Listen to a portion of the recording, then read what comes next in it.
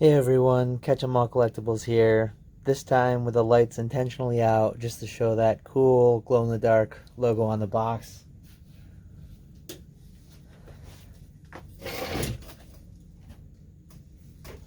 So today I'm going to be opening some Nightfall. A little late to the party. I pre-ordered a couple boxes quite a ways before release, and I still don't have them. I'm recording this on the 8th. You'll be seeing this on Friday, the 12th it should be. Yeah, so this box and another box, I actually bought 2 kits from Rudy. I'll show you the promo that came with that, which most people have probably seen, but the playmat that I'm on also came in the kit. Rudy from Alpha Investments partnered up with MetaZoo. I'm sure people know all about that. So I'm going to open in this video not everything I got. I bought 2 kits with the intention to keep one sealed. I don't know if everyone will be familiar, but the way that he sold it, $820 for the first kit, 50% more for the second kit. So the second kit was $1,230, and you could buy up to 5, I think he showed the pricing for, but you could probably buy more than that if you wanted to just keep paying an additional $410 on top of the first kit's price for the second, and then 410 more for the third, and then 410 more for the fourth. But Rudy, being who he is, he ended up memeing that whole thing. And afterwards, since I bought 2, I got this bonus item. Supposedly, if you had bought 5, you got a Kickstarter box. I think that so few people bought it that he was able to put something really big to kind of like meme on everybody. Hey, if you had bought 5, you would have gotten a $9,000 box for the cost of, like, I think it was about just under $9,000 to buy 5 kits if you went that route. If 500 people had been crazy enough to buy 5 kits, or even if 100 had, surely there's no way it would have been a Kickstarter box going into each one of those. So just kind of a meme thing he did, I'm sure. But anyways, I'll continue to talk as I open the boxes. So Nightfall, pretty straightforward, I think. Like, the Kickstarter Cryptid Nation had a map on top. Cryptid Nation First Edition had a box topper. This doesn't have a box topper, but I guess kind of the thing for the set. Like, every set supposedly is going to have some kind of a special thing about it, some kind of chase. This one had the glow-in-the-dark box, and then it also has I think it's like 1 in 800 boxes or something crazy like that, because I think they made 80,000 boxes approximately. And what's the name? I don't even remember the name anymore. But there's a 1 of 100 card that's just super rare. It's a cryptid for the devil, I think. Old Scratch, that's what it is. So that would be just absolutely insane if we were to get that lucky to open up an Old Scratch. I've got to remember again. So we've got 4 bronzes. We've got 3 silvers. Then we've got our gold. Then we've got more bronzes at the back and a land, or what do they call it? They don't call it a land, but something similar. We got another gold. I opened 1 pack of this in Vegas, actually, the night before the Pokemon Saves the World event. Zach let me open 1 pack from his box, so that was pretty cool. I hit a hollow Hell's Gate, I think it was. My first impressions on the set, really cool. I think that's been kind of like a general thing, that it's a step up from Cryptid Nation, and I'm on the same page with that. Halloween just passed recently, and I think it gives off a lot of Halloween vibes. So it's good timing for that. I'm sure that was intentional. Just some You've got Mothman, which again, I'm not crazy about Mothman, but you've got a Mothman in here to chase, and then you've got like Headless Horseman and things of that nature. So there's some decent Alaskan Vortex. I think there's some decent chase in here. A lot of people getting hyped up over the Wendigo as well. Who's, yeah, that guy there. He's got his own pack art. But I think my kind of play for this set is as a collector, I just want to open one box. I'm going to build a set, Righteous Reckoning. So that's a Wendigo there, but it's not like the named card of him. I should probably sleeve some of these hollows. But I'm going to build my own personal set. And then excess will go to Troll and Toad Evo. I actually just recently had my first edition Cryptid Nation duplicates land at Troll and Toad, and they've actually been selling reasonably well. I mean, I don't have a lot of them there, but there's a non-hollow Mothman. It's that's actually one thing I wanted to comment on too. I'm glad I said that because it reminded me. Earlier on when I mentioned that I was going to make this video, I was going to do like a spreadsheet updating where I was with MetaZoo, like how much into it I was, because early on at one point I think I mentioned I was going to allot like $5,000 or $10,000 to MetaZoo just to kind of gamble in it, play around in it, and see what happens. I've gone deeper than that, I'll say that now. I don't know exactly how much deeper, but part of the reason that I didn't go and make the spreadsheet is Adam Ackler, Reverse Hollow. It's just difficult. When I'm selling through Troll and Toad, I mean, I could put all that data together, but I've been so swamped lately with business, with returns, with sales, all different kinds of things. It's something that I still kind of want to do down the line, just for curiosity's sake, but I can't really promise a day, and I do intend to show it at some point down the line on YouTube. Just I think it'll be interesting to show all my buys and sells. Some of the early speculative buys really paid off. Getting those Kickstarter boxes for around $2,000 was obviously a good play in hindsight. There's your Headless Horseman. I'm not crazy about the reverse hollows. I prefer, even in Pokemon, I strongly prefer like the full hollows, but some of them you do get an interesting effect. Like depending on the art, some of them can be a little bit interesting as the reverse hollow, but I'm still my preference lies in the full hollow Wunk. That's a pretty interesting beastie there.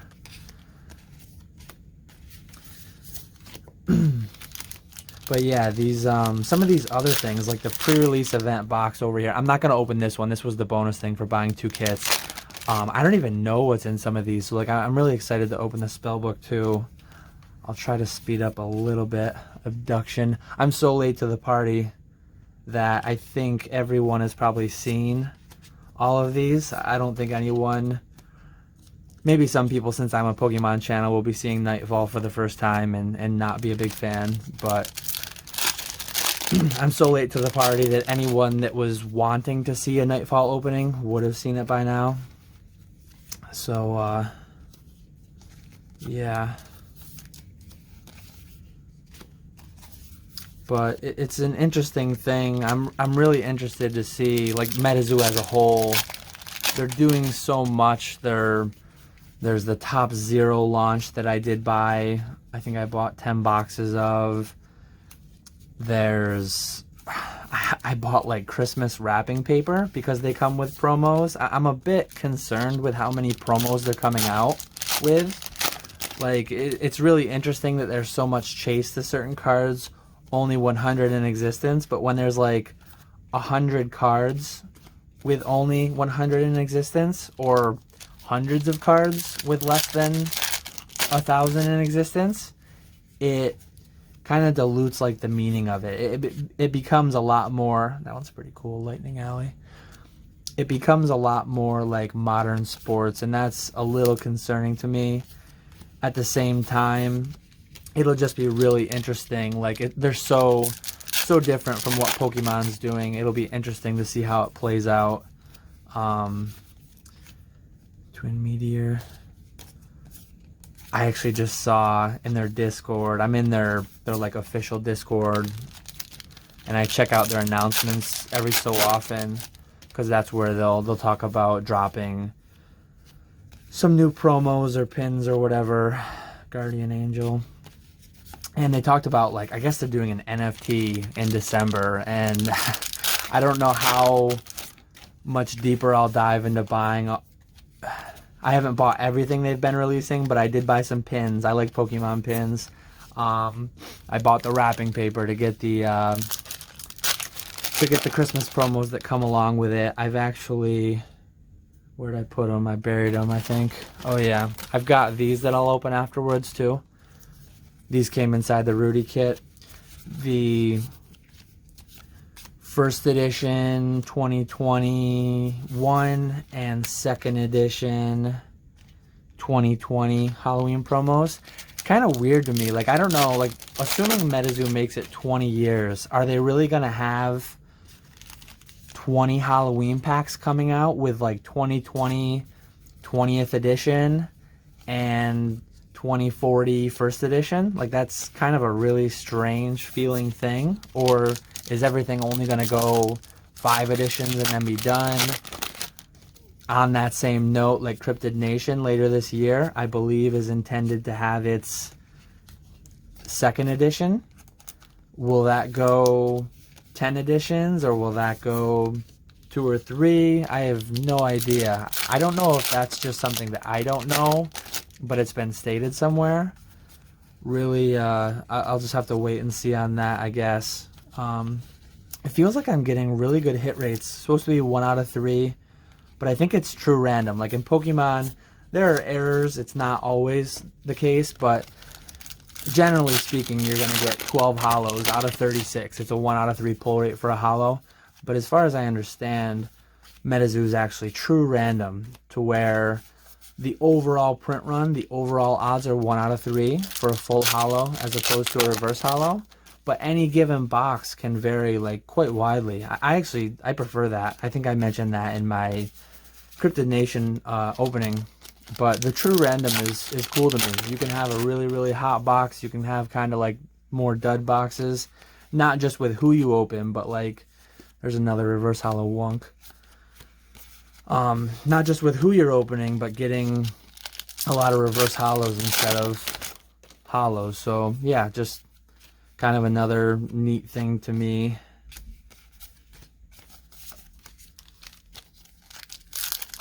I don't think I've gotten any of the real big hitters yet. Headless Nun, reverse hollow. Like Headless Horseman. I did have him. But yeah, I as I mentioned, I like this set. Pretty cool arts, that Halloween feel. Even in the, I know I blaze. I don't want to turn this into, what are we at? We're already at 13 minutes. I don't want to turn this into an hour-long video, so unfortunately I can't really focus too much on the commons and uncommons, but there's a hollow Jack Frost. I do think a lot of the lower rarity cards do have pretty cool arts on them too. Maybe someday, I haven't even done videos yet where I'm showing my Pokemon binders, but someday down the line I do want to show my Pokemon binders and maybe show some of the MetaZoo binders if it's still a thing. I think so many people get worked up, like, the prices are crazy, the print runs are low. People get worked up because I think they're thinking people are like saying that it's going to take over Pokemon, or I don't think it's ever going to get bigger than Pokemon or Magic or Yu-Gi-Oh! But in some ways, like, it doesn't remotely have to for the prices to be really high. I mean, they're already really high. I think there's an absurd level of optimism already priced in. But that said, like, if it does take off and become a thing for a decade or even longer, it's really crazy to think what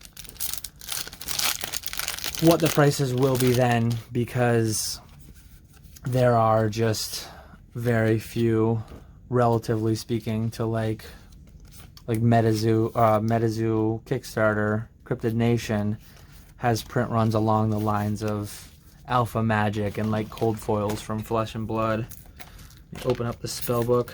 I think the Spellbook is supposed to be 10 more packs, and then it's some kind of a promo, so we're probably going to end up like a half an hour video. I'm going to pause quick because I don't know where my scissors went. So here's the Spellbook. Looks like you get a playmat, like just a paper one. It's like a glossy paper. I forgot to mention that too. I'm not a huge fan of the, I think they're like foam playmats, the Rudy playmats. I much prefer the Pokemon. There's the promo that comes with it. Oh, I guess there's like, I don't know if these are just all auras. I guess I'll just open it up. But yeah, Pokemon playmats are more like a mouse pad, whatever material, that like a rubber. Whereas these Rudy MetaZoo mats are like a foam. I think Pokemon has some foam ones, but yeah, these are all just auras. I'm not crazy at all about the foam playmats. I definitely have a strong preference towards kind of like an ETB, I guess. You get sleeves, you get tokens, I think they're called. You get a coin. And I think one kind of cool thing, I guess depending on how they do it, I think Mike talked about having like vending machines in stores where you could redeem those coins, and potentially at events you could get like signings with the coins. So kind of cool if that's true, if it pans out to where the coins actually mean something and provide some kind of real world utility. I mean, I guess Pokemon ones, they do provide the utility of you can use them as a randomizer in the game. But I think that most people use the dice because that's less prone to like fixing. When you're flipping such a light, flimsy plastic coin, I think it's pretty easy to get the outcome that you want to get if you are not a very honest person.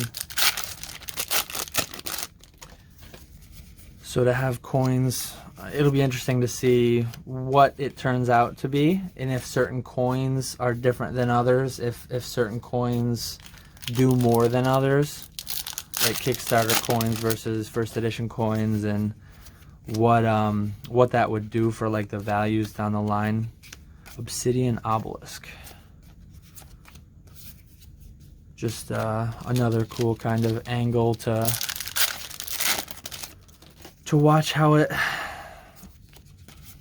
performs and how it changes down the line.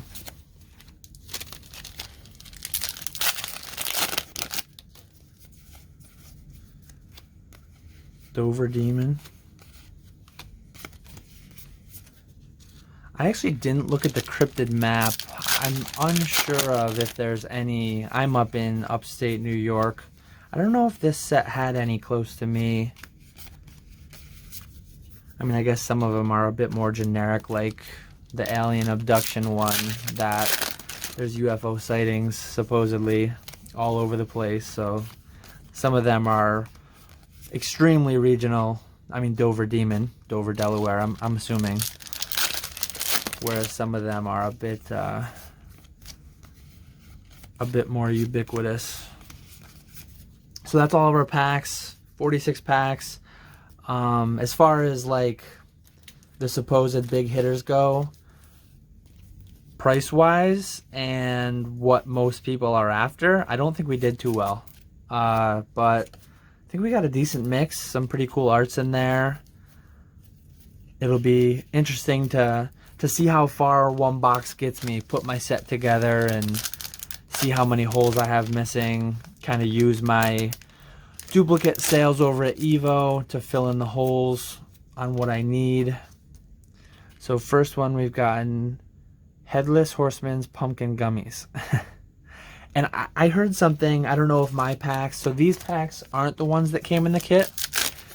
I heard there was a lot of clumping though in some of the early Halloween packs. And yep, I'm assuming all 5 of my packs, well, I don't know if they'd all be the same, but I saw some photos on Discord and on Facebook where somebody opened 5 of 5 of the same thing. So I'll see if it's the same with my 2020 second edition packs. If it is, I won't open a third. So I got Fright Night. I will quickly open 1 each of the ones that came in the Rudy kits and another Fright Night. So yeah, I believe there's 5 different things that you can pull from each of these packs. So it's not unheard of that you could get 2 duplicates. The odds would be roughly 1 in 25. Ooh, Headless Horseman. So I guess since that's a good one, I guess I should open another one in case the Rudy kit ones were clumped too. If they're, I'd assume Headless Horseman is one of the better hits, so potentially it goes for more than a sealed pack. Yep, another Headless Horseman. So I'll just open those 2 for now, like for video time, and I'll verify if those actually go for more or less than the sealed pack. But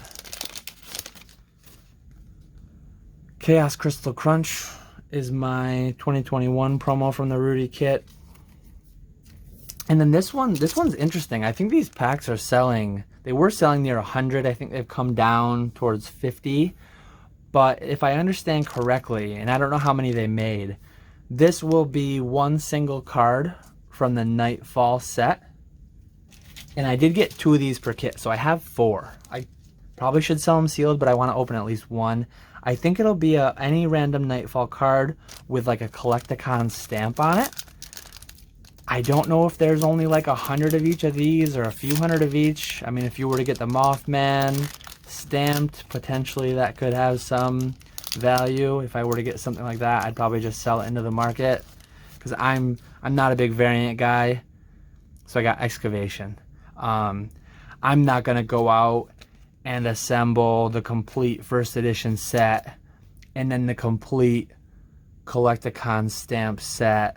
That's just too much for me. I collect the base set, the plain Jane set, no errors, no alternates. We do have one more thing I almost forgot about, the pre-release event box. So I think we'll stay under half an hour, but not by much.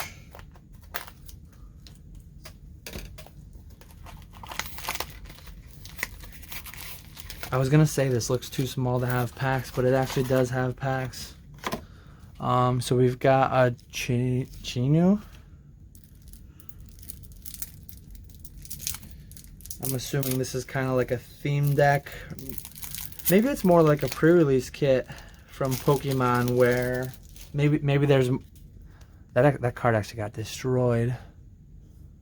I don't think I just did that. I think that was like that, but I don't know if Chinu is the only one you can get, or if there's like 4 different ones you can get, kind of like a pre-release kit in Pokemon.